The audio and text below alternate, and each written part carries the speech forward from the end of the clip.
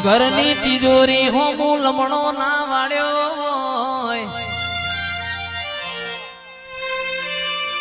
લાખ વપરાતા હોય તો કરોડ વપરાય જીગર ભાઈ ખાપરો ન ઝવેરી ગમે એમ ઓળખો મારા પણ મારી દેવની આશી પડી જાય દુનિયા પાછી પડી જાય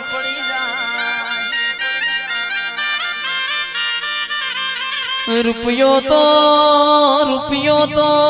કમાવો એ રમત વાત છે પણ એને ચીરવો એ ડબલ વાત છે